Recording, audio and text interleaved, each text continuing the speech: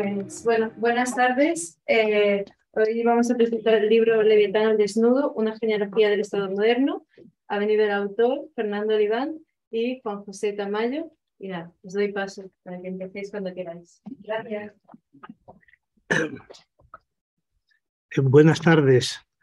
Tengan todas las personas aquí presentes. Ando con algún problema de voz. Voy a intentar superarlo con mi expresión emotiva por este acto tan importante para mí. Y lo primero que quiero hacer es agradecer a Fernando que se haya acordado de mí para que haga de telonero, pero es un telonero en el sentido estricto de levantar el telón, nada más, porque otra cosa no sé si podría hacer, ¿no? Y la verdad es que me ha alegrado mucho que Fernando me invitara porque es un libro realmente magnífico y me ha permitido leerlo como promicia y hacerlo además con deleite. Y fíjense que no es un libro fácil, es un libro de filosofía política de gran calado y con un tratamiento riguroso, ¿no? Es un libro que requiere una lectura reposada, incluso un estudio a fondo, pero aún así todo yo he disfrutado leyéndolo y también he aprendido. Lo primero que voy a hacer va a ser presentar al autor, que por lo que observo todos ustedes ya le conocen y él les ha convocado a este evento, pero me gustaría así destacar algunas pinceladas que están totalmente vinculadas desde el punto de vista vital e intelectual con este libro. Fernando Oliván es profesor de Derecho Constitucional cito las 4 letras iniciales, no digo el nombre de la universidad, ustedes saben cuál es, URJC. URJC, lo digo en las siglas para no ofender determinados oídos que se puedan sentir molestos con el nombre de esta figura tan poco correspondiente al Estado y a la jefatura del Estado de nuestro país, ¿no? Es director del Observatorio Euromediterráneo de Espacio Público y Democracia y ha trabajado en la creación de la Corte Penal Internacional y ha sido responsable de programas de cooperación jurídico-política, por lo que, claro está, conoce de primera mano a través de todo este tipo de actividades los entresijos del Estado moderno, ¿no? Y lleva a cabo investigaciones que a mí me parecen muy importantes porque trascienden el ámbito más específico, disciplinar, para hacerlo pues combinando el trabajo político, el trabajo histórico, el rigor de la teoría política, pero también mezclando e incorporando 3 elementos que yo creo que son fundamentales y que no siempre utilizan, ¿no? Con los que no suelen trabajar los filósofos políticos, ¿no? Que son la crítica literaria, la teología. A partir de ahora, después de leer este libro, le voy a proponer a Fernando que se presente a alguna facultad de teología para que le den el título de teólogo político, porque yo creo que es un libro de teología política, ¿no?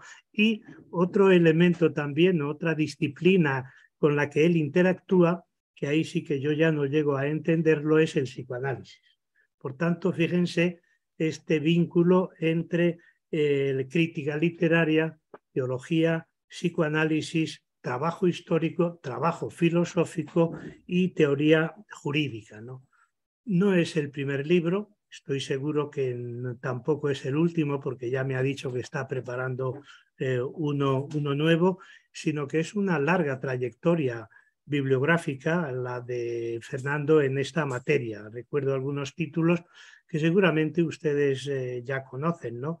Nueva teoría política, lectura radical de la Constitución de 1978, el golpe de Estado como espectáculo, no lo conozco, pero me encantará por el título leerlo y seguro que voy a disfrutar tanto como con este libro de su lectura, ¿no?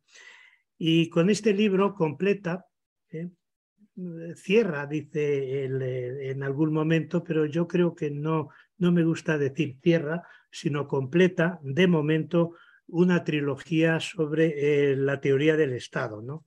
La inició con un libro, con un primer libro, La democracia inencontrable, la continuó con la ideología de los derechos humanos y la completa o la amplía, de momento, no digo que la cierre con este libro, ¿no? El libro que presentamos me parece de especial relevancia. Primero por el título, Leviatán. Claro, es una valentía y una osadía, ¿no? De poner como título pues el del libro más importante, sin duda ninguna, de Hobbes y de uno de los libros más influyentes en la teoría política y en la creación del Estado moderno, ¿no? Pero viene una expresión que acompaña a Leviatán y es al desnudo, ¿no? Dirán ustedes, pero es una metáfora. Relativamente, porque lo que hace en este libro Fernando es pues aplicar esta metáfora de al desnudo al Estado, ¿no? ¿En qué sentido? Pues presentando el Estado en toda su complejidad y con todas sus contradicciones, es decir, sin atuendos ni falsos recubrimientos, ¿no? Y para ello analiza la genealogía del Estado. Ese es el subtítulo, precisamente. Fíjense que los dos libros anteriores tienen como subtítulo la arquitectura del Estado. En este caso ha hablado de la genealogía y ciertamente todo el desarrollo responde de manera estricta a esta expresión de genealogía. Pero no por ello descuida la arquitectura, sino que a mí me parece que una de las líneas maestras de este libro es precisamente incorporar las dos estrategias investigadoras, ¿no? La arquitectura como método de investigación y la genealogía, ¿no? Con la mirada puesta en generaciones anteriores que prepararon el nacimiento del Estado moderno. Y leyendo el libro he podido descubrir o detectar que hay 4 categorías que yo las voy a presentar muy brevemente para facilitarles la lectura del libro, ¿no? Y creo que Fernando me va a dar las gracias porque después de la presentación de estas 4 grandes líneas va a hacer más comprensible el libro, que de por sí ya digo que tiene un estilo literario excelente, pero ciertamente denso, ¿no? En realidad, como decía anteriormente, el libro tiene ese trasfondo histórico, filosófico y teológico. Claro, no en vano es un libro de filosofía política. Fíjense que yo cuando estudié en la Autónoma hace ya 40 y tantos años filosofía, entonces se llamaba filosofía pura. Y yo creo que para nada, porque la filosofía tiene que ser siempre impura para que realmente llegue a la profundidad y a las causas de la realidad, ¿no? Y estas 4 categorías que yo les presento muy rápidamente para que puedan acceder al libro con más facilidad son las siguientes, ¿no? La primera es el tiempo. Dice Fernando, la materia del Estado es puramente el tiempo. Por eso, inevitablemente, está condenada a la muerte. Pero claro, esta afirmación que puede chocar, porque claro, seguro que muchos diremos, ¿y si se cae el Estado moderno, qué va a pasar? Y si muere el Estado moderno, ¿cómo nos vamos a quedar? Pues efectivamente, dice Fernando, el Estado nace, se desarrolla y posiblemente muera. Posiblemente, y yo creo que también, sin hacer profecía, creo que va a morir, ¿no? Para que surjan otras formas de relación humana y de convivencia que tengan una estructura más convivencial, más fraterno-sororal, más igualitaria y menos discriminatoria, ¿no? Entonces, claro, se ve claramente que antes que el Estado, simultáneamente al Estado y después del Estado, pues han existido otras formas de convivencia y de organización social, ¿no? y además son formas que nosotros hemos despreciado y las hemos valorado muy negativamente en relación con el Estado moderno, pero que tenían también su conformidad, su configuración. Por ejemplo, la horda, la tribu, los imperios, y claro, ¿y en el futuro qué? Pues vamos a dejarlo, si les parece, en puntos suspensivos. Yo al menos no voy a opinar. Y la segunda categoría, para entender este libro, es la de la subjetividad. La idea yo creo que es clara. Él es un historiador y sabe muy bien que la historia no existe sin sujetos. No sé si recuerdan aquella serie de Antonio Gala de televisión que decía figuras, paisajes con figura, recuerden, ¿no? Bueno, pues yo creo que esa es la clave, ¿no?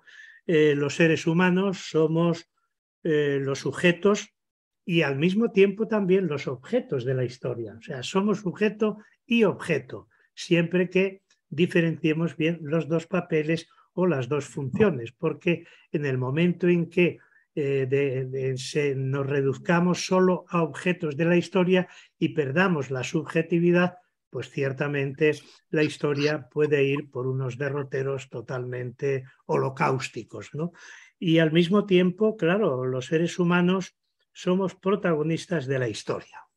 Y aquí es donde quiero hacer una matización que entiendo que ustedes van a compartir, ¿no?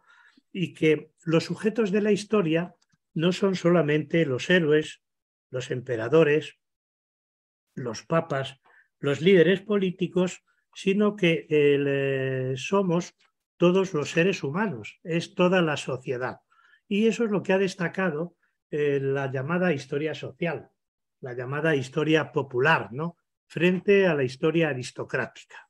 Y yo creo que en buena medida los grandes tratados de historia universal han sido tratados aristocráticos de historia universal, donde no ha aparecido el sujeto de los seres humanos a nivel global, ¿no? Y de ahí que viene lo de la subjetividad, ¿no? Que es la que identifica a los sujetos, ¿no? La consideración del ser humano como sujeto que construye la historia, como actor y dueño de su futuro y como protagonista. Y en ese sentido podríamos decir que sin sujetos no hay historia. La tercera categoría de este libro es una categoría clave, que es la de espacio social. Claro, aquí habría que discutir, no es el momento de que yo abra la discusión, solamente lo sugiero, en qué medida la división que establece la modernidad entre espacio público y espacio privado debe ser respetada.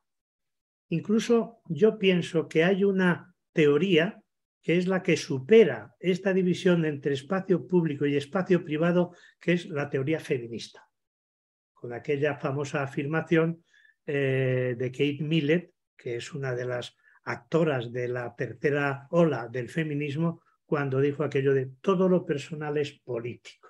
Entonces yo pienso que es importante, ¿no?, destacar el espacio social como un nuevo sujeto, el Estado como un nuevo sujeto, pero al mismo tiempo también pues hay que reconocer que el entorno privado forma parte también o es constitutivo del Estado moderno y del derecho, ¿no? Porque si no, por ejemplo, ¿cómo vamos a valorar y reconocer las grandes obras, los grandes textos, los grandes escritos de las mujeres que durante tantos siglos pues lo han hecho a través de cartas privadas, a través de diarios individuales, y cuando han salido a la luz pues hemos descubierto que son verdaderos tratados y que esas mujeres son realmente filósofas, pensadoras, intelectuales, teólogas, etcétera, etcétera, ¿no? Por eso yo creo que si tuviéramos que definir qué es el espacio social, diríamos que es aquello que se articula en torno a la vida cotidiana de los ciudadanos y de las ciudadanas. Y la vida cotidiana yo creo que tiene que ser parte del Estado moderno y de la actividad social y política. Y por último, la cuarta categoría es algo de lo que no nos damos cuenta, y Fernando nos lo hace ver en cada una de esas páginas, ¿no? La categoría de artificialidad. ¿Qué quiero decir con esto? Pues que el Estado no es algo natural. Nos parece que es natural, porque claro, nuestra vida se reduce pues a 80, 90 años. Una señora ha muerto en Francia ahora de 118, pero ya en los últimos 20 años interpreto que no lo viviría con tanta conciencia, ¿no? Claro, en este periodo de tiempo que vivimos los seres humanos en este momento, 90, 80 años, pues ciertamente, como estamos acostumbrados y vivimos dentro del Estado moderno, pues no hemos reparado en que puede ser algo artificial y ciertamente lo es, ¿no? El Estado moderno es una construcción humana colectivo, ¿no? Y el Estado moderno nace como algo pensado y fruto de mentes creadoras, surge de un proyecto y no de la voluntad del pueblo como construcción política, ¿no? Sino de grandes figuras, de filósofos, de teólogos, de juristas, ¿no? Estas son algunas de las líneas que yo creo que les puede ayudar a entrar en la lectura de este libro. Y ya para terminar, como me ha pedido que haga una referencia a la teología política, que está muy presente, como digo, en este libro, y es el campo en el que yo trabajo pues desde hace ya tantos años, sobre todo a partir de mis investigaciones, de mi trabajo como teólogo de la liberación. Porque no piensen ustedes que teología de la liberación solo existe en América Latina, ¿no? Sino que también hay teólogos y teólogas de la liberación en el primer mundo, que decíamos antes, en Europa y en otros continentes que no es el latinoamericano. Entonces me gustaría hacer una observación nada más sobre una figura que Fernando trata permanentemente, que es Pablo de Tarso. Y en la página 121 creo recordar que dice Fernando, con Pablo empieza todo. Realmente es una frase, es un aforismo que yo creo que responde estrictamente a la realidad de la historia, ¿no? ¿Por qué Fernando dice con Pablo empieza todo? Todo.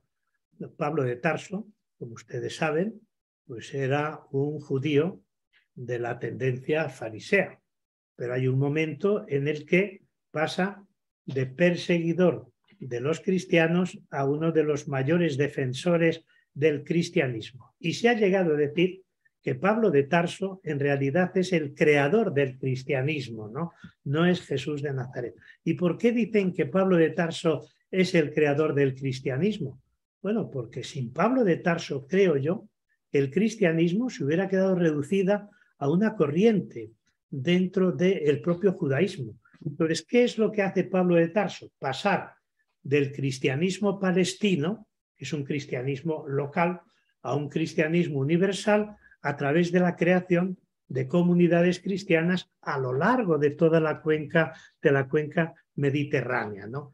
Y en este momento es cuando yo creo que hay que dar valor y dar importancia a Pablo de Tarso como primer teólogo y el primer teólogo político, ¿no?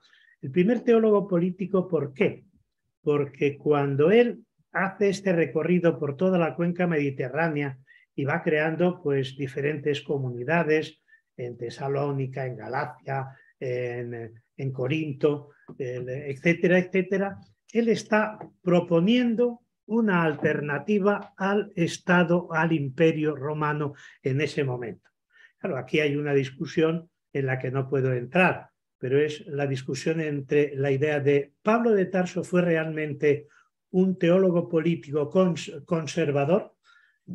Bueno, pues yo creo que hasta ahora, al menos lo que yo he trabajado, se puede decir que sí, pero a partir de mi lectura de un libro que quizás no conozca Fernando, pero que se lo recomiendo para la segunda edición, incorporarlo por lo menos en una nota, de Horsley.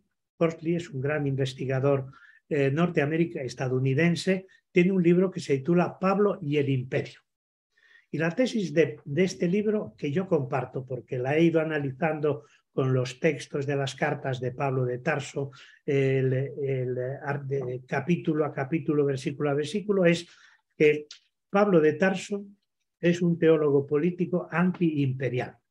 Es decir, que frente a la paz romana, frente a la sociedad imperial, Pablo de Tarso lo que va a crear va a ser una serie de comunidades cristianas caracterizadas por el compartir.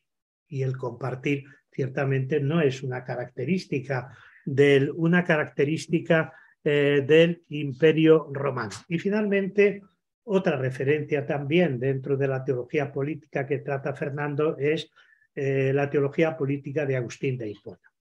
Yo creo que los tres grandes teólogos políticos de los 12 primeros siglos o 13 del cristianismo han sido Pablo de Tarso, siglo I, Agustín de Hipona, finales del siglo IV y 30 años del siglo V, y Tomás de Aquino.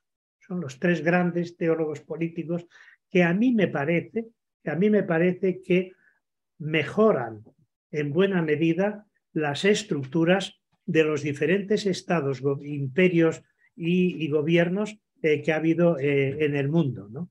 Y bueno, pues todo esto me lo ha provocado y me lo ha sugerido el libro magnífico de Fernando Oliván, que he leído, ya digo, disfrutando mucho, releyendo a veces 2 o 3 veces una página, y que estoy muy agradecido, Fernando, de que me hayas invitado, por lo que he aprendido y sobre todo por lo que me has sugerido para seguir repensando yo algunas ideas que tenía confusas. Muchas gracias.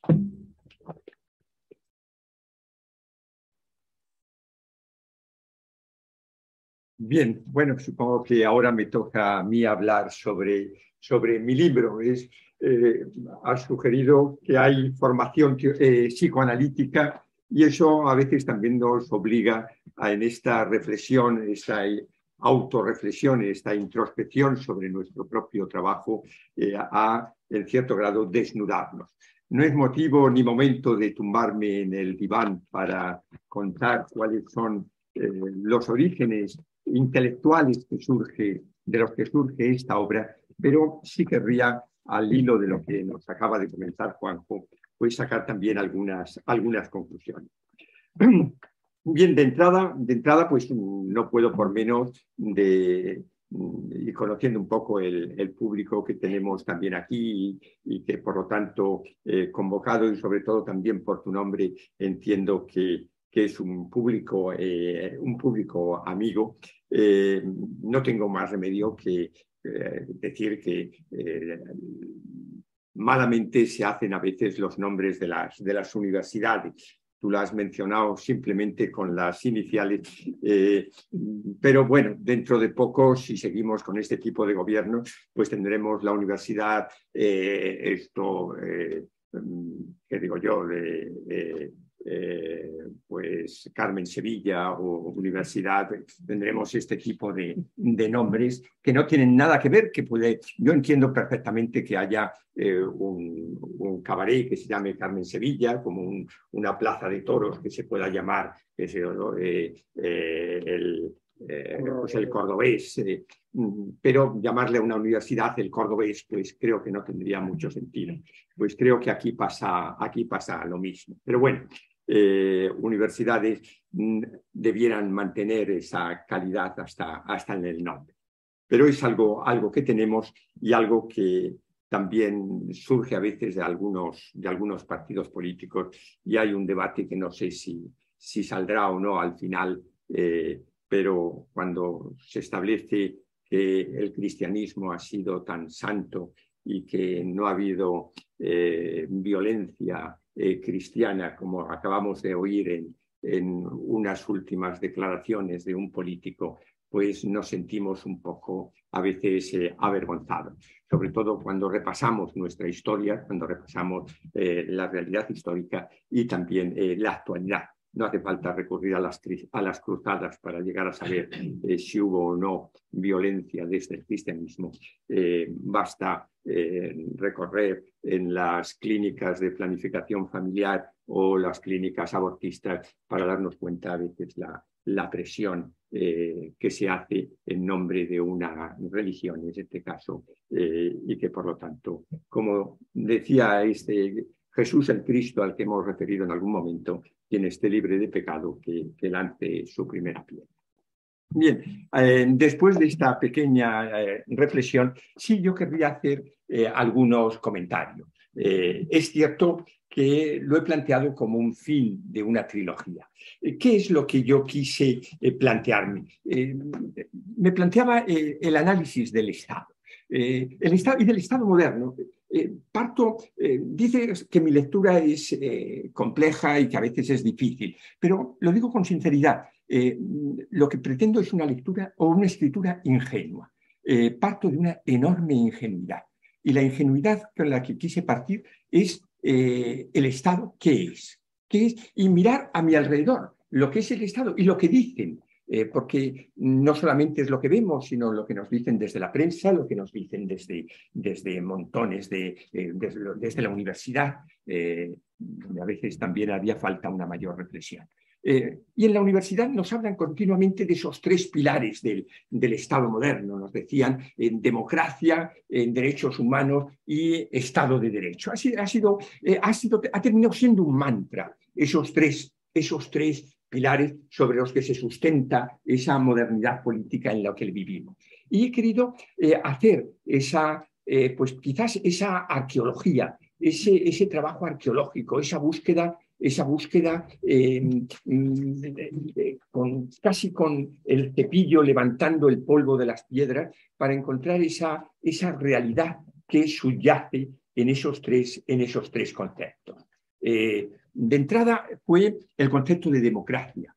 Ahí hice ese primer libro, La democracia inencontrable, lo titulé así justamente porque al final resulta la enorme dificultad de encontrar el contenido de este concepto. Que fui haciendo fue un trabajo muy bonito. Lo hice al revés de todo historiador. Partí de la actualidad y en vez de esas líneas históricas que partían de los romanos y a través de los visigodos y llegaban hasta la actualidad, lo traté de hacer al revés, una historia al revés, como trabaja el arqueólogo, capa a capa, ir levantando el polvo de capa a capa en esa profundización. Ese fue el primer libro, tratar de encontrar esa sustancia de la democracia. El segundo fue el de los derechos humanos. El de los derechos humanos que partía, lógicamente, del acontecimiento de la Revolución Francesa y tratar de ver cuál era también, de nuevo, su profundidad, cuáles eran sus orígenes más profundos, más escondidos. Me interesó llegar al pensamiento, bueno, de entrada a la Ilustración, pero de ahí al pensamiento libertino, el pensamiento libertino al que la Iglesia condenó, no solamente la católica, el protestantismo ahí tuvo una labor también terrible, porque hablamos a veces del catolicismo, pero también el protestantismo ha sido terrible.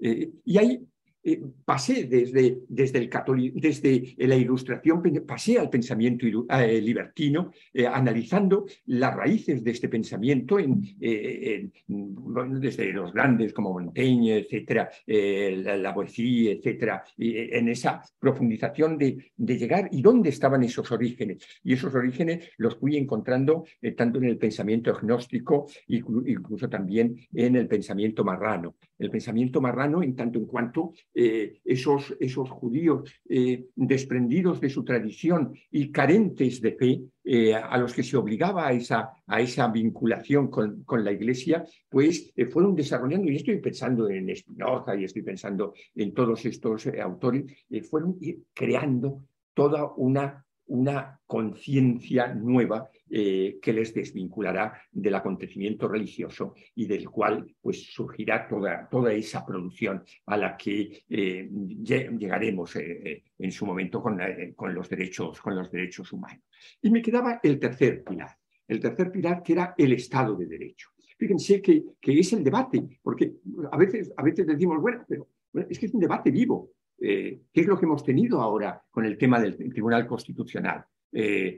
todo ese debate es el debate específico de saber dónde está el principio de soberanía, dónde está el principio de la construcción del Estado, dónde está la sustancia sobre la que gravita todo ese aparato gigantesco que es el Estado.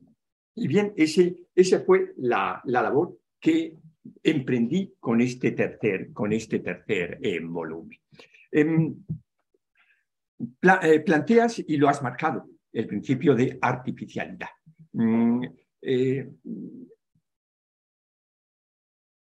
Para mí el Estado no tenía la más mínima duda. Nacía en ese final de la Edad Media, en el que ciertamente la crisis que supone lo que llaman la religión cristiana, llama el cisma de Occidente, esa crisis que va a romper de entrada la estructura imperial, pero al poco tiempo con la reforma, es decir, porque la Iglesia sobrevive, la capacidad de supervivencia de la Iglesia es asombrosa a lo largo de la historia, pero al final quiebra también con esa, ya después de la crisis de Occidente, con lo que va a ser Lutero y el protestantismo, y por lo tanto la reforma. Y a partir de ahí, esa quiebra de todo lo que había sido para mí la antigüedad, porque para mí la antigüedad se mantiene justamente hasta ese siglo XII, en el que ese proceso de quiebras va a hacernos aparecer una nueva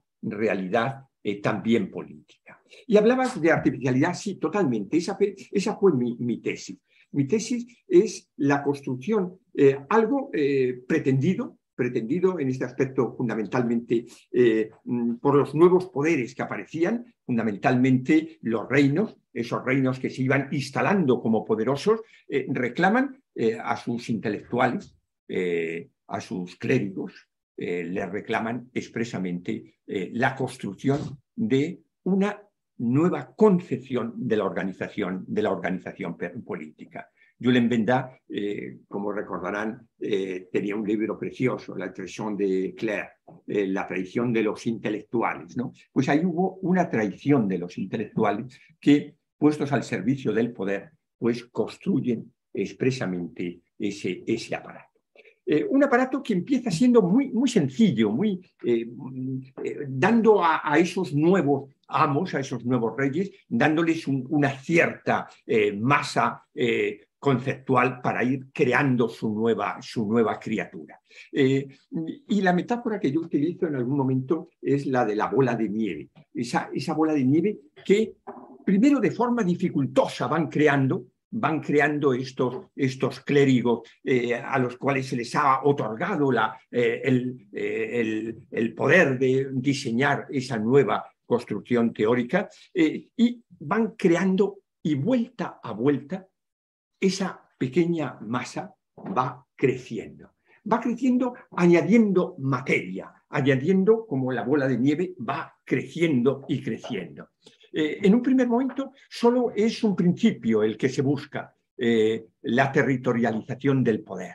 La territorialización del poder, que la vamos a encontrar prácticamente en todos los textos jurídicos del medievo. Y eso es bellísimo el ver esa equivalencia, que lo encontramos nosotros, lógicamente, en las 7 partidas, pero lo encontramos en otros lugares cuando se plantea ese principio rex imperator in regno suo es. El rey es emperador en su propio territorio. Territorialización del poder. Ya no estamos ante ese imperio universal del que la legitimidad surge por esa tradición histórica, sino que estamos justamente ante un poder constituido y vinculado al territorio. Esa es la primera unión. Eso es lo primero que hicieron aquellos clérigos. A esto se añadirá un nuevo factor en esa vuelta de la bola, uniendo también el elemento ideológico. Esto se va a conseguir fundamentalmente con el final de las guerras de religión. Esto es lo que llamamos expresamente, pues, no solamente la paz de Augsburgo, sino también, trato de recordar la otra paz en este aspecto más importante incluso que la de Augsburgo, que fue al final de las guerras de religión. Que va a ser ese otro en principio del cuius regio ejus religio, es decir, cada territorio con poder va a tener su propia ideología, su propia religión, una nueva unidad en esta masa, y al cual se añadirá al final, y ya con la Revolución Francesa, el elemento del pueblo. Es decir, no solamente es un territorio con poder, con unidad ideológica y con unidad popular. A partir de ahí, ya la sustancia de ese Estado se convierte también en sustancia de la comunidad política. Ahora, he dicho artificial, como muy bien nos ha comentado Juanjo. ¿Por qué?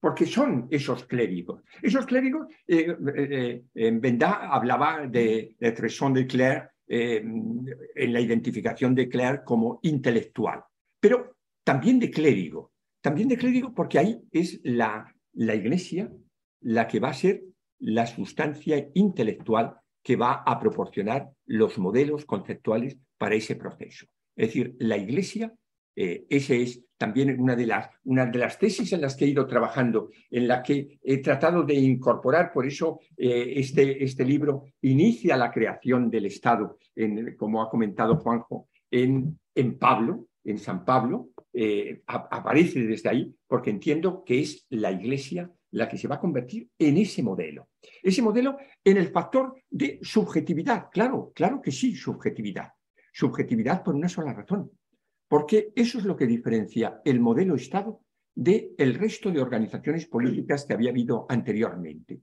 Ese imperio que quiebra, decíamos, con la doble crisis de Occidente, y la vieja polis sobre la que había sobrevivido el sistema del espacio público, había sobrevivido el espacio de la comunidad política en los periodos preimperiales o los periodos de la antigüedad.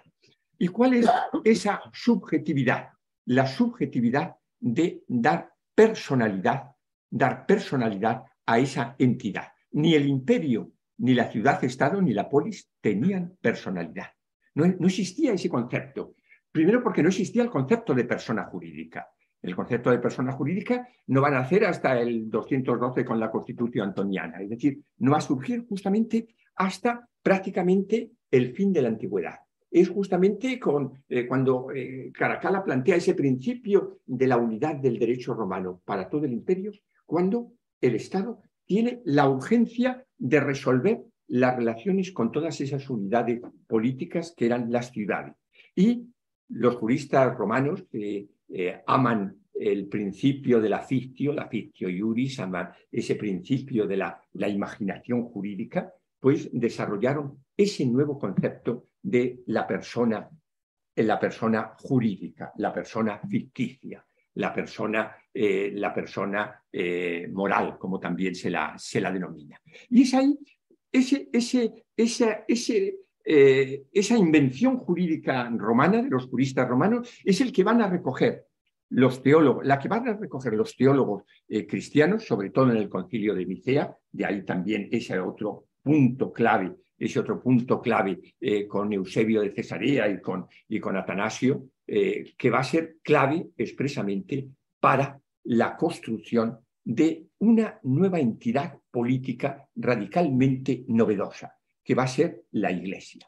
La Iglesia, que es la auténtica heredera del Imperio Romano, la auténtica heredera de la organización política asumida como persona jurídica. Es decir, en el fondo, el Imperio cristiano, que queda al final a partir no de Constantino, sino sobre todo de Teodosio, etcétera, no es nada más que un imperio cuyo emperador no va a ser ya la casa Julia, como era en el caso de Augusto, no va a ser la casa Flavia, o no van a ser las distintas casas imperiales, sino que la nueva casa, la nueva gens, va a ser la Iglesia. Es decir, una subjetividad. Para todo eso hubo que preparar, la Iglesia verdaderamente tuvo que desarrollar intelectualmente un proceso gigantesco.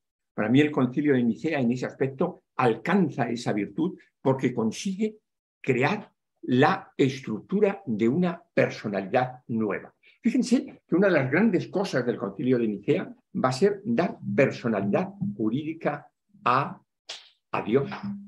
Fíjense que la Trinidad, la Santísima Trinidad, lo dice así. Dice, ¿cómo dice? Tres personas.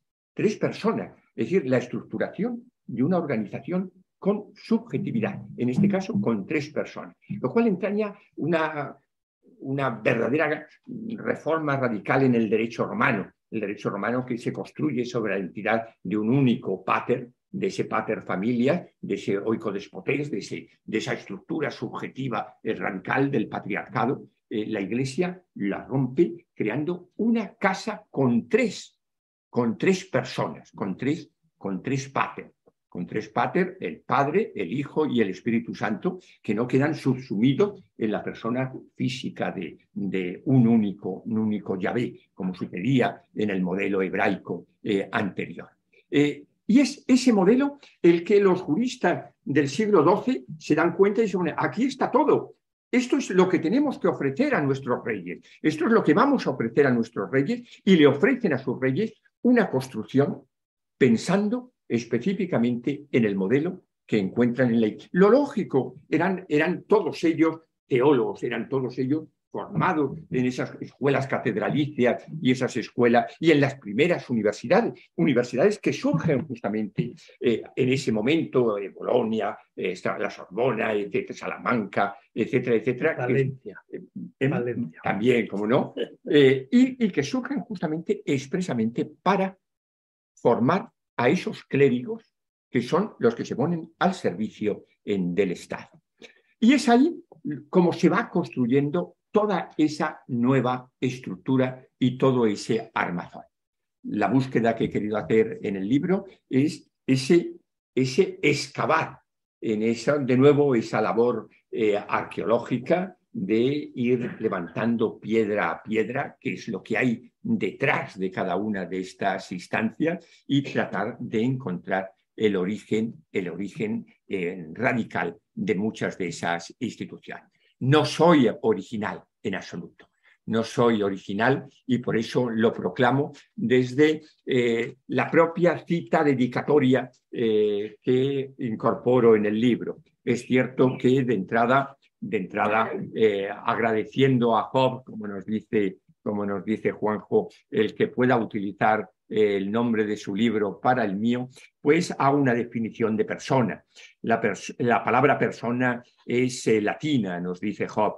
En vez de ella, los griegos tienen prosopos, que significa cara. Como persona, en latín significa disfraz, una máscara o visera, tanto en los tribunales como en los teatros, por lo que una persona es lo mismo que un actor.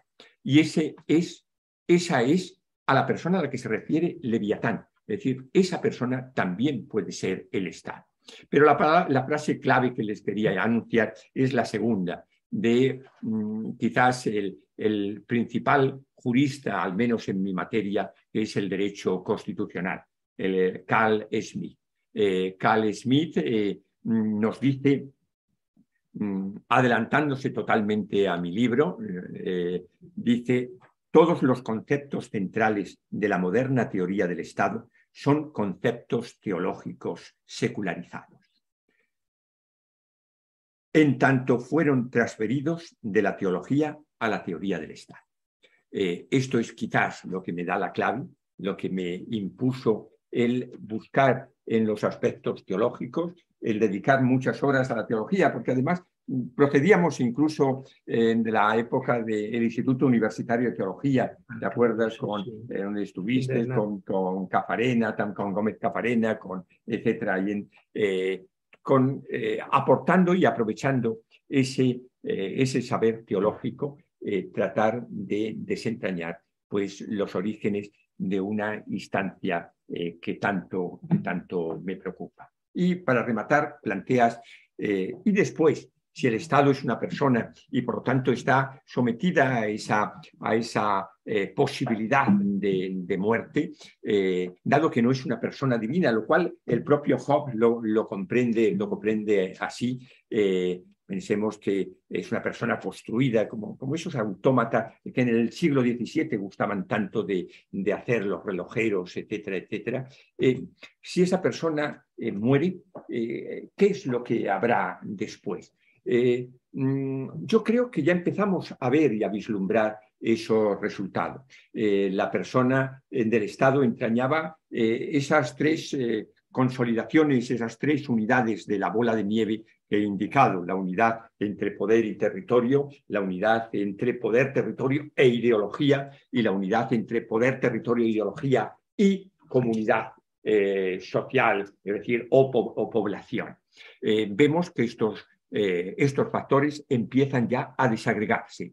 La bola de nieve quizás ha chocado ya con su roca, ha chocado ya con ese pino que siempre se interpone y empieza ya a estallar. Ya no existe esa unidad poblacional. No existe esa unidad poblacional y lo sabe muy bien la extrema derecha, por eso se irrita ante la presencia de la inmigración. La inmigración está rompiendo ese factor de unidad poblacional, en ese sueño lo oímos todavía, ese sueño de todos somos así blanquitos, rubitos, y altitos, etcétera, etcétera. No, eso se ha roto. Pero también se rompe la unidad ideológica. Afortunadamente también ya no nos sentimos atraídos por esos cantos del nacionalismo, ni nos sentimos atraídos por esas trompetas que proclaman esa unidad. Y que nos llaman y nos convocan a, lo decía todavía la Revolución Francesa, a esa fraternité. Bien, hermanos, pues solo de los biológicos y hasta los biológicos, pues a veces nos agotan. Pues como para soñar la existencia de una hermandad en lo que no lo es. Pero es que también el territorio, la unidad entre poder y territorio también quiebra. También quiebra, como lo hemos visto en Europa con todo el proceso de creación europea, como lo estamos viendo en Iberoamérica y el proyecto de unidad monetaria entre Argentina y Brasil, pues a todos nos está entusiasmando como idea, como lo estamos viendo afortunadamente en otros sitios. Esa idea de unidad empieza a decaer y a disolverse. Bien, se disuelve. ¿Y qué es lo que aparecerá? Pues quizás, y ahí ya sí que hablamos en el marco de las hipótesis, aunque algunas cosas ya empezamos a ver, nos asaltan utopías positivas, pero también nos asaltan determinadas otras distopías que nos amenazan. Dentro de lo positivo, quizás un mundo más interconectado por otras formas, por otras voluntades, por otros deseos.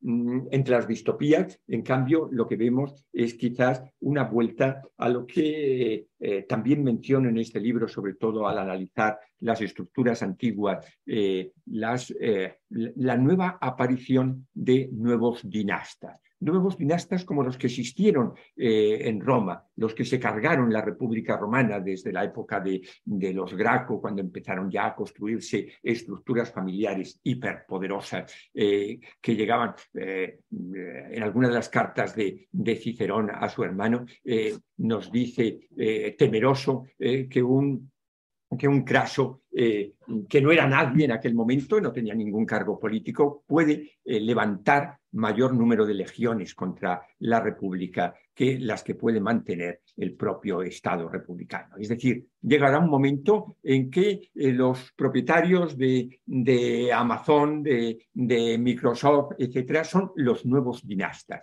Los nuevos dinastas que empiezan ya a tener más poder que los propios estados.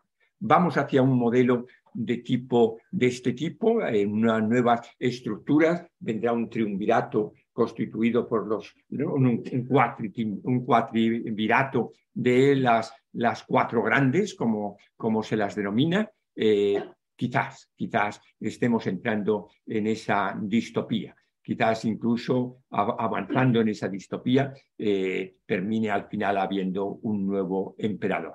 Y olvidémonos de un Augusto atractivo, bello, dedicado a la poesía, financiador de Virgilio, etcétera, etcétera. lo que tenemos que darnos cuenta es que un Augusto que dicta una ley Julia, como conocéis, en la cual se persigue brutalmente las libertades, entre ellas las libertades sexuales que había ido alcanzando la República en sus últimos años. Dentro de lo positivo, para mí, lo has mencionado, está pues todas esas corrientes que surgen del feminismo, del movimiento LGTBI, que empiezan a garantizar también capacidad de reacción. Dentro de lo negativo, pues esta concentración de poder que vamos viendo en algunos de los casos y que en cierto grado también empiezan a aterrarnos. Pero esto es quizás el porvenir y la suerte que tenemos algunos cuando ya vamos entrando en una cierta edad es que seguramente nos libraremos de ello. Este es el libro que he querido trabajar y poner a disposición de mis amigos, de mis colegas, de mi universidad, de mis alumnos también. Y en cierto grado, pues también quiero agradecer, también estás tú como representante, pero eres del Consejo de Redacción de la editorial de Tirán.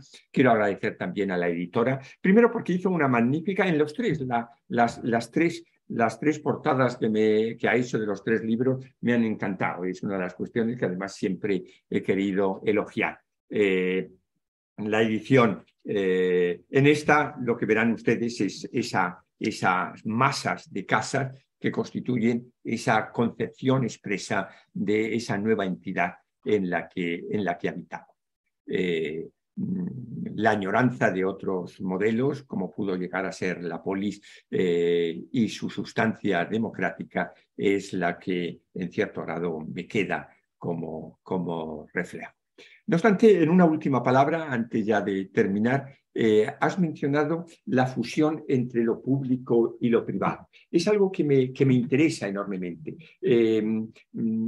Primero porque esa concepción de lo público que surge expresamente con el nacimiento de la polis, tenemos que ser conscientes que no articuló unas relaciones no articuló unas relaciones de como hoy entendemos el espacio público. No, el nuevo concepto de espacio público es radicalmente moderno, por eso compararnos, es cierto, con la antigüedad no nos sirve de nada. El espacio público expresamente surge con la construcción del individuo y la desintegración de las casas, la desintegración de las estructuras gentilicias sobre las que se asentaba el poder antiguo. El problema es que esas estructuras gentilicias empiezan a reconstruirse, empiezan a haber nuevas estructuras de poder en las cuales gravita sobre familia. Hay una privatización del poder que se propició desde la línea del Estado. Esa privatización del poder también me preocupa y también me asusta, porque ahí sí que cada vez tenemos menos que decir. Fíjense que hablamos mucho de estructuras de Estado, pero hemos visto cómo en las grandes entidades con capacidad decisoria de España, pues las sucesiones son familiares. En el Banco de Santander seguimos viendo la familia Botín, en Indietés están ahí los Ortega. Es decir, ahí son estructuras familiares en las que, pues como les sucedía a los romanos, pues poco tenían que decir si el imperio se sucedía en la familia Julia o en la familia cualquiera de ellos, ¿no? Eso es lo que empieza y debiera preocuparnos más. Esos procesos de privatización en los que cada vez van a ahogar más el espacio público. El espacio público va reduciéndose hasta desaparecer. Última nota. Es en esto en lo que ya estoy trabajando para quizás un futuro libro que que en este caso sí que va mucho más lento, que ha habido este otro proceso, porque lo quiero separar de esta trilogía, pero en el que mi reflexión está centrada fundamentalmente en qué nos queda de ese espacio público y hacia dónde iremos. Por medio hice algunos de esos libros, aquí está uno de mis editores, anterior editor, Manuel Blanco Chivite, al que agradezco también lo bien que trataste ese otro libro de El golpe de Estado como espectáculo. Era una línea distinta de trabajo, dado que tú has comentado de tu interés por él, fue más una línea más irónica, más hasta humorística. Espero que así fuera entendido por los lectores, un trabajo incluso humorístico sobre el Estado. En cambio, no me he permitido la libertad de la ironía, sino que he tratado de ser específicamente científico. Bueno, ya son las 7, no las 8 que diga, sí sería para que tuviéramos algún momento de debate, y muchísimas gracias de entrada en nombre de la editorial, en nombre también de la librería Metalibrería, a la que quiero agradecer. Es la segunda cuestión que hemos hecho aquí. La anterior la hicimos en medio de la pandemia, en la que con Manolo pues se filmó esa presentación con un público virtual, que era lo que en aquella época tocaba. Por eso muchas gracias también a Metalibrería y a todos vosotros. Pues gracias.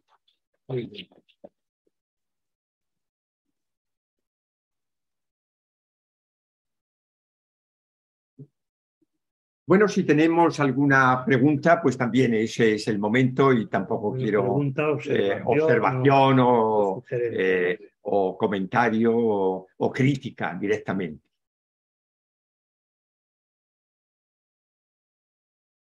Es que es difícil hablar cuando se os llega a los personajes con esa facilidad y esta profundidad, ¿verdad?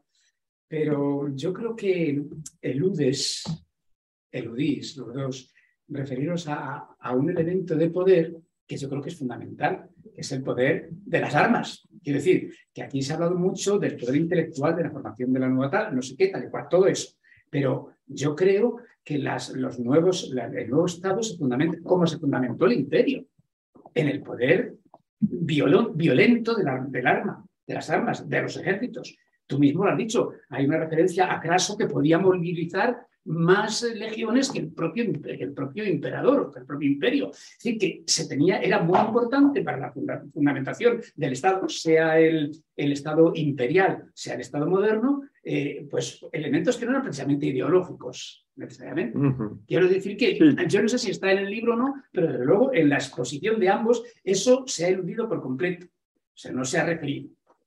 Bueno, eso sí, las armas, al final, la violencia... Es que hoy también lo que amenaza de alguna manera al nuevo Estado, sea el que fuere, es eso, básicamente. Eso naturalmente y hoy el dinero, además. No, y terriblemente hablando en unas fechas como esta, con una guerra en medio de Europa, no digo en los confines de Europa, sino en medio de Europa, porque para mí Europa es desde Vladivostok hasta Cornwall, si quieren.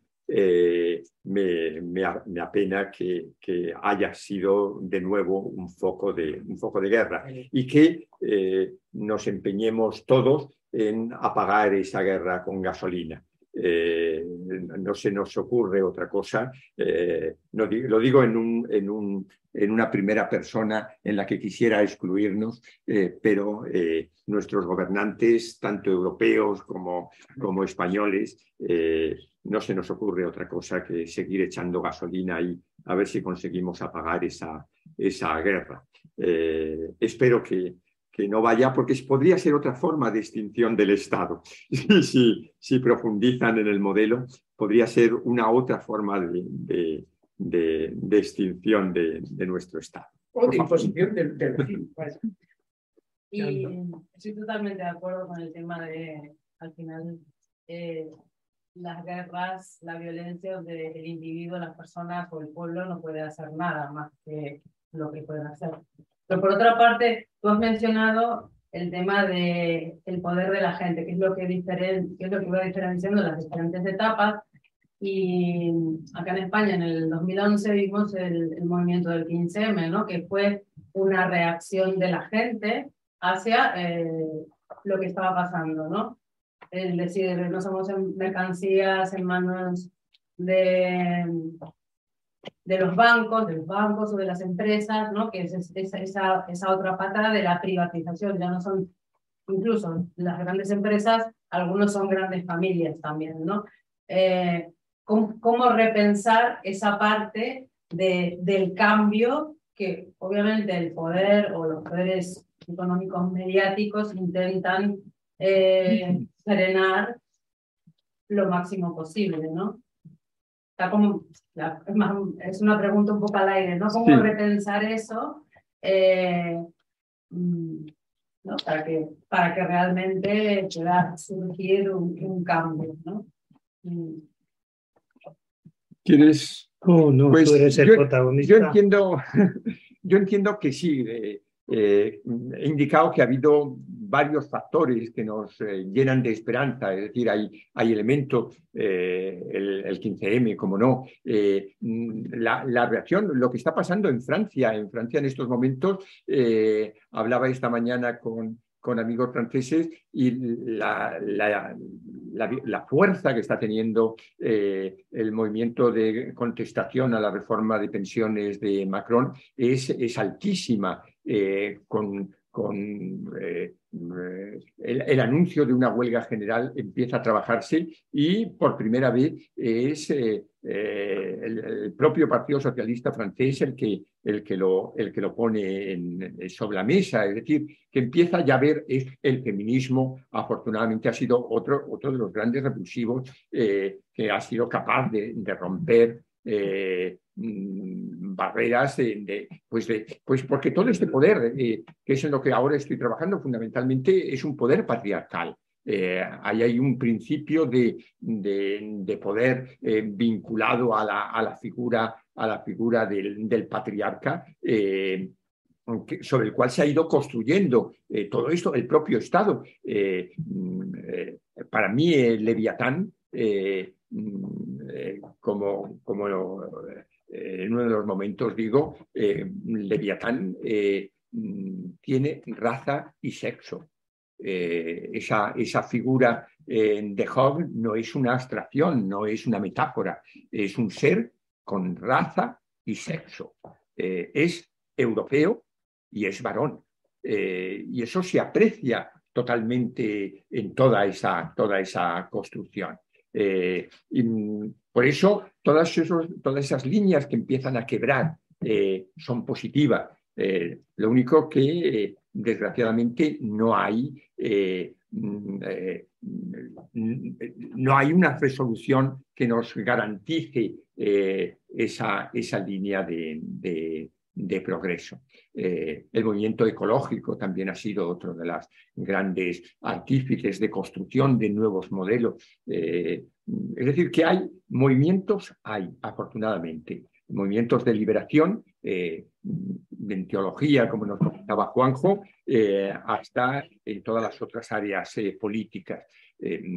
Lo que también tenemos que poner el acento es que existen muchísimos otros riesgos y muchísimos otros factores con una profundísima carga negativa muy densa y muy poderosa.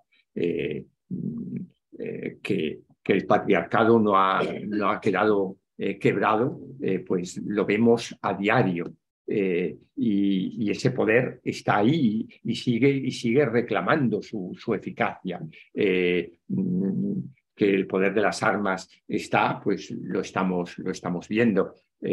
Y los que seguimos con pasión e interés las noticias también en el ámbito iberoamericano, pues Lo estamos viendo en Argentina, lo estamos viendo en Chile, lo estamos viendo en Bolivia, lo estamos viendo en Ecuador, en México, etcétera. Es decir, los márgenes que se dejan a esas líneas de liberación son mínimos, que hay que trabajarlos totalmente. Y creo que aquel fogonazo de aire fresco que entró el 15 de mayo debiera renovarse y debiera potenciarse cada vez más. Lo que a veces tengo un cierto tono pesimista porque me he ido cargando de ese cierto pesimismo, pero espero que en algún momento alcance la dinámica. Algunas veces lo consiguió, la Revolución Francesa lo consiguió. Es decir, ¿por qué vamos a ser pesimistas? La Revolución Francesa lo consiguió y no lo tenía más fácil tampoco. A mí me interesó mucho tu pregunta, tu reflexión, porque el problema de lo que has dicho es que normalizamos la violencia y los ejércitos como algo propio de un Estado para su defensa. Y se elabora una construcción teórica o una legitimación totalmente artificial, ¿no? Y por eso yo creo que es muy importante que desactivemos la violencia de los Estados y que propongamos otras formas alternativas de organizaciones y movimientos que luchan por otro mundo posible sin recurrir a la violencia, ¿no? El caso, por ejemplo, de los foros sociales mundiales. Desde el año 2001 se han celebrado ya, pues cada 2 años últimamente, no sé si 16 o 18. Los foros sociales mundiales son propuestas alternativas que no recurren a la violencia, ¿no? Y sin embargo, cuando se celebran determinadas reuniones del Fondo Monetario Internacional o del Banco Mundial, pues las ciudades donde se celebran se parapetan con todo tipo de violencia y hay muertos en una resistencia legítima y no violenta, ¿no? Y otro ejemplo clarísimo es el del feminismo. Creo que es una de las pocas revoluciones que no ha tenido que recurrir a las armas para defender sus propuestas alternativas en favor de una sociedad igualitaria, fraterno, sororal, o como ha dicho Fernando, el ecologismo. Para mí el problema de lo que tú has dicho, muy bien dicho, es que normalizamos el recurso a la violencia por parte de los Estados y excluimos el uso de la violencia como defensa para esos Estados, llamándoles, pues, nadie condena hoy la violencia de los ejércitos de los Estados Unidos, ¿no? Y sin embargo, cuando surgen movimientos revolucionarios que intentan responder, los condenamos y decimos, eso es una guerrilla, ¿no? Y en ese sentido, claro, a mí me parece que hay que poner en valor las grandes figuras que han luchado por una sociedad diferente sin recurrir a las armas, sin recurrir a la violencia, ¿no?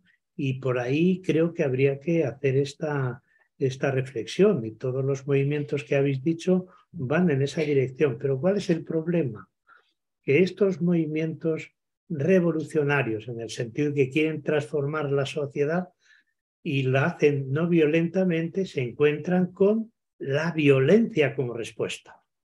El movimiento LGTBI, los movimientos migratorios, el movimiento feminista, ¿en qué desembocan en la ciudadanía, en determinados sectores, en discursos de odio y prácticas violentas, ¿no? Entonces yo creo que hay que romper esa estructura y hay que conformar movimientos colectivos, grupos alternativos que no tengan por qué recurrir a la violencia, sino a una experiencia nueva de una convivencia que tenga esa capacidad de fraternidad, de sororidad, de poner en activo los grandes principios de la Revolución Francesa sin la violencia.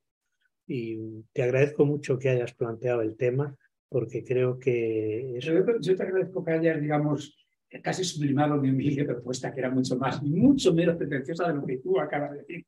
Yo quería decir que en la creación del Estado, el Estado moderno, no el que va a venir, sino el Estado, digamos, que se fragua en la Edad Media mediante toda esa teoría de los clérigos. Yo ahora me dirijo realmente al autor del libro más, pues se olvida o no se ha mencionado aquí que justamente para que el rey lo sea, o que sea emperador en su reino, tiene que implantar su reino. Y se implanta solo de una manera, no por teorías, sino por las armas, por la guerra. Ese es el asunto. Sí. Muchas gracias y felicitaciones a ambos por el diálogo y a ti especialmente por el libro. En este zigzag entre el pesimismo de la razón y el optimismo de la voluntad, me parece acá flotar en el ambiente a partir de nuestras preguntas. Quería volver a las distopías, a estos escenarios distópicos posibles. Decía que una de las figuras que podría suceder en el Estado moderno es un nuevo tipo de imperio, ¿no? Con un triunvirato, con 4 o tal vez con 1. No podríamos imaginar tal vez también, como quieren algunos colegas, como no quieren, pero como vislumbran algunos colegas, una especie de nuevo feudalismo, un tecnofeudalismo, donde este puñado de gigantescas corporaciones transnacionales son los que de hecho fijan las reglas. Me gustaría oírte un poco sobre esto y pensar también cómo la violencia, que hasta aquí era inherente, era típica del Estado moderno, el monopolio de la fuerza física, legítima, y ahí aparece el tema de la ideología como un elemento fundamental también, porque la violencia pura a largo plazo no se mantiene, o sea que el elemento ideológico no son solo las armas, es la cohesión y el consenso. Sin la fabricación del consenso, las armas no duran para siempre, ¿no? La violencia no puede permanecer para siempre, y entonces en ese sentido pregunto, ¿cómo ves lo de esta idea del tecnofeudalismo, el neofeudalismo y la privatización de la violencia? Porque vemos también que en las tantas guerras, la de Ucrania no es la única, en las varias, más de 15 guerras que ocurren hoy en día en el mundo, hay un claro proceso de privatización o de terciarización de la violencia. Esta idea de los mercenarios, esta idea de estas empresas que se dedican a destruir y después a reconstruir países. En fin, gracias. Bueno, no solamente surge ahora esa idea de, ya Umberto Eco, yo me acuerdo un libro, y estoy tratando de recordar la fecha, pero puede ser de los años 70, que se llamaba así, la Nueva Edad Media. No sé si os acordáis, en Alianza Editorial, creo que estaba en aquellos libros de bolsillo de Alianza Editorial, la Nueva Edad Media. Es decir, ese temor lo tenemos todos, porque en el fondo es lo que he comentado yo también de una privatización. Es la privatización, que eso es lo que me delata, porque el Estado nace con esa voluntad de crear un espacio público, hacer un espacio público a través de un doble esfuerzo. Primero, creando una subjetividad que va a ser, luego no he comentado el segundo otro factor sobre el que crea ese nuevo orden público, que es la destrucción de las casas.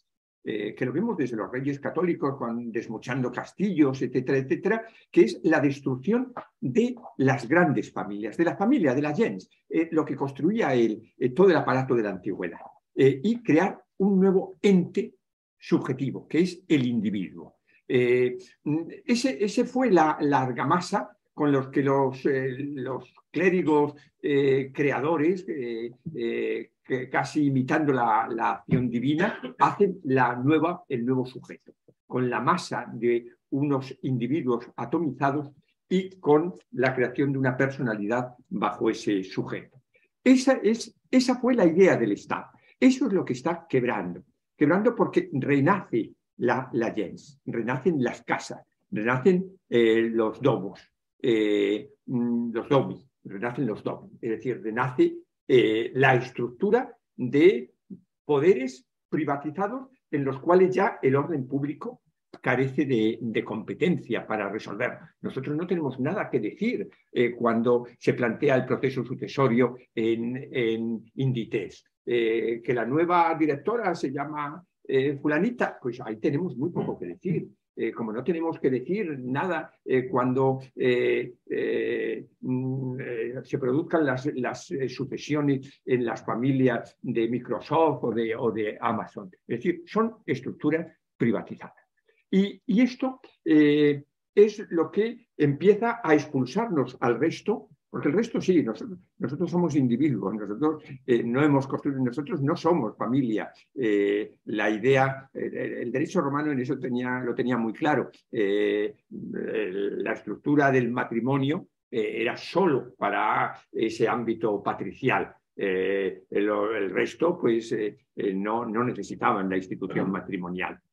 Pero la familia es en esas estructuras de poder, y ahí sí que existe esa privatización. Cuando yo planteo esos riesgos, en cierto grado estaría concomitante con esa idea de una feudalización. Feudalización, si nos remitimos al lenguaje medieval, dinastización, creación de dinastías, si nos remitimos a la Roma antigua. He dicho los Crasos, pero también los Pompeyos, los Julio, los Calpurnio, todos eran estructuras familiares poderosísimas. No, por eso eran ciudadanos, por eso hablaban de democracia allí, es decir, poder de ellos. Claro, cuando un Calpurnio votaba, no votaba él, votaban los 1000 puñales que tenía detrás de parientes, amigos, vecinos, etcétera, que seguían sus instrucciones. Y eso daba soberanía. Entonces, cuando decíamos soberanía del pueblo, en el modo grecolatino existía totalmente, porque ese voto estaba respaldado por 1000 puñales. En cambio, nuestro voto es absolutamente huérfano de fuerza. Eso es lo que eso es lo que ha permitido recrearnos y fantasearnos hasta tal punto que el concepto democrático. Hoy salía una investigación, a mí me hace mucha gracia porque ahora todo tiene que catalogarse. Veo algunos compañeros de la universidad ahora valoran a los profesores, a las universidades, a los máster, a tal cual, y también se valora la calidad democrática. Y parece ser que ha aparecido uno de esos publicado hoy o ayer, en el cual de nuevo España vuelve a tener calidad suficiente de democracia, es decir, vuelven a calificarnos como una democracia de calidad. Bueno, pues para mí no, porque justamente mientras como ciudadanos, como soberanos, no tengamos esa capacidad y esa potencia, el artículo 1 de nuestro texto constitucional carece de contenido. Cuando dice todos los poderes del Estado, pues todos los poderes del Estado están sometidos a esa voluntad popular, la soberanía reside en el pueblo, del que emanan todos los poderes del Estado. Dice absolutamente enloquecido el artículo 1 del Código Civil, de nuestra Constitución. ¿Cómo que todos los poderes? Los poderes de Inditex, los poderes del Santander, los poderes de... Todos esos también salen de... No. Es decir, cada vez somos más... el problema es si además vamos entrando en un proceso de vasallaje.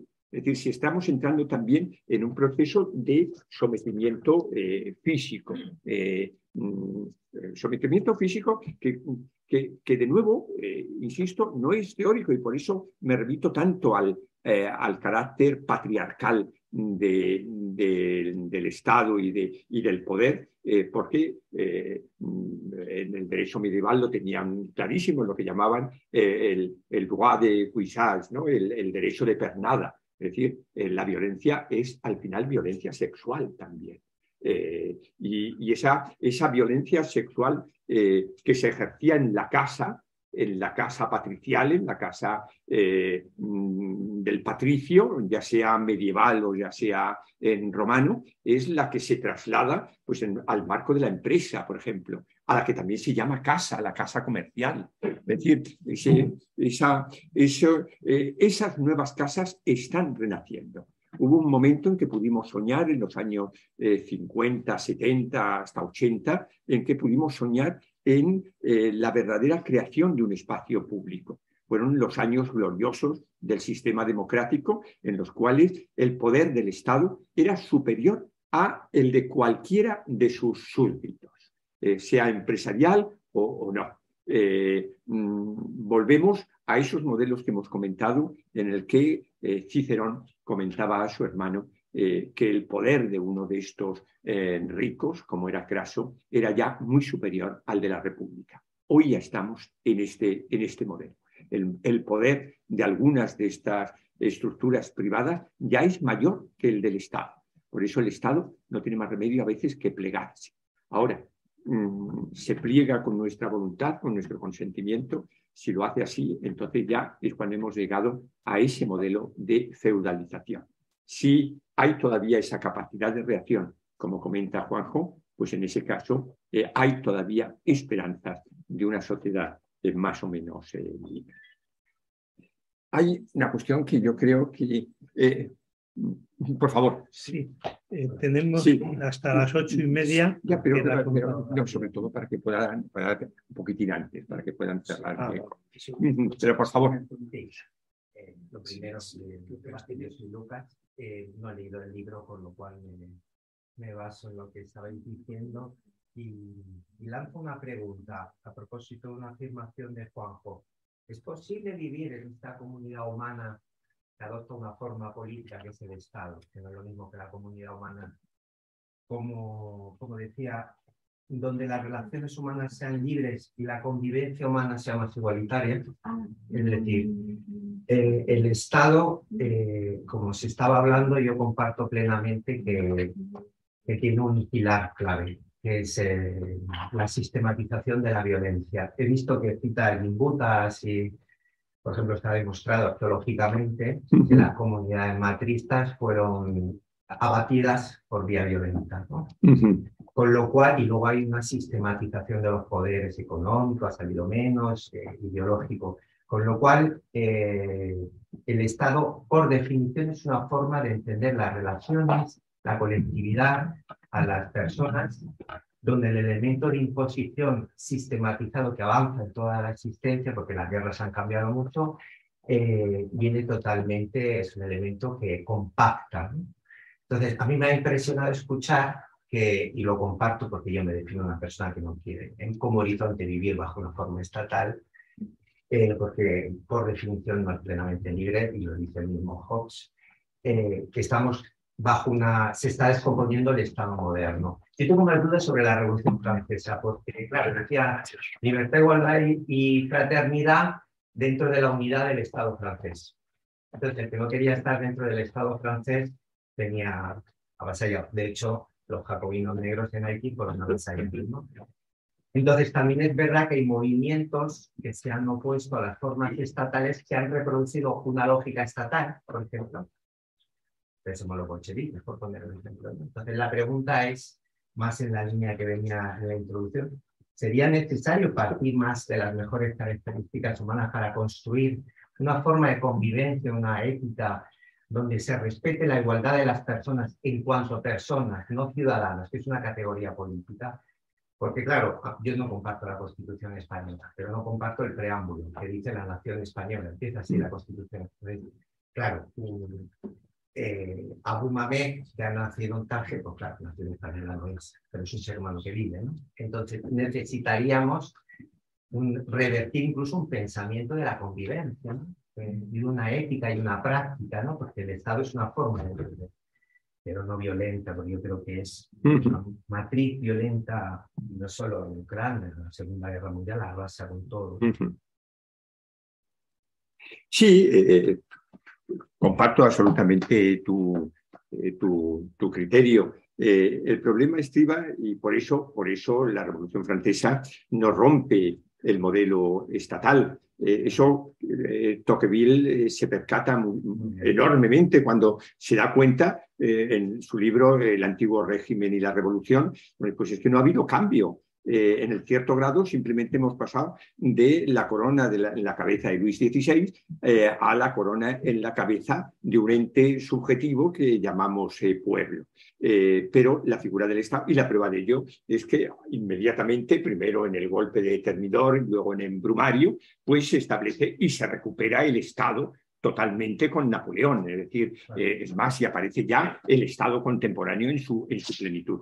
A la Revolución Soviética le pasa lo mismo, al modelo que quizás a lo mejor Trotsky hubiera empezado a ensoñar, pero rápidamente se sustancia en una nueva recreación del Estado bajo otras formas, etc. Es decir, pero quizás porque todavía eran momentos en que el concepto de Estado es muy denso. Para mí esa quiebra del Estado empieza ya a aparecer en esos momentos ya finales a mitad. La Segunda Guerra Mundial quizás es el momento en el que, tras los años gloriosos de los 60, 70, en el cual quizás hay una cierta eclosión de lo que pudiéramos hablar de la socialdemocracia, pero ya posteriormente a partir de ahí es cuando, a mi entender, empezamos a ver elementos suficientes para una lectura de una crisis del Estado. Pero Revolución Francesa, Revolución Soviética, etc., fueron recreaciones posteriores del Estado. Ya te digo, Tocqueville, desde su punto de vista absolutamente reaccionario, pues Tocqueville es un autor partidario de América de los sudistas en la Revolución Norteamericana, en su viaje a Estados Unidos. Es decir, Tocqueville lo ponen como el santo de los liberales, del pensamiento liberal. Tocqueville fue absolutamente vinculado a los confederales y un reaccionario en la propia Francia. Pero muy listo, y se da cuenta, la Revolución Francesa no cambió tanto. Y así que nos tendremos que... Como me ha dicho, como Lucas se ha referido a mí, me gustaría responder de una manera muy sencilla, y es que yo creo que hay que producir una revolución de valores. Por ejemplo, el concepto que yo estoy trabajando ahora, que es un concepto totalmente despreciado, el concepto de compasión, que es el ponerse en el lugar del otro, sentir, pensar, imaginar al otro, a la otra persona solidariamente con quienes sufren, ¿no? Entonces a mí me parece que hay que recuperar una serie de valores y de virtudes éticas que curiosamente no las encuentro en los libros más recientes de los filósofos morales, ¿no? El tema de la hospitalidad, el de la acogida, el de la compasión. Y ahora que está el Papa en Congo, República Democrática del Congo, escribí esta mañana un artículo sobre la filosofía Ubuntu, que no sé si conocen, que es la filosofía de los pueblos bantúes que dice: yo solo soy si tú también eres. Yo creo que esa es la clave, el tema de la alteridad como fundamento y principio de unas relaciones de convivencia igualitaria. Juanjo, un comentario para que te hagáis un estudio que se ha hecho hace poco, vamos, pues estuve escuchándolo en YouTube.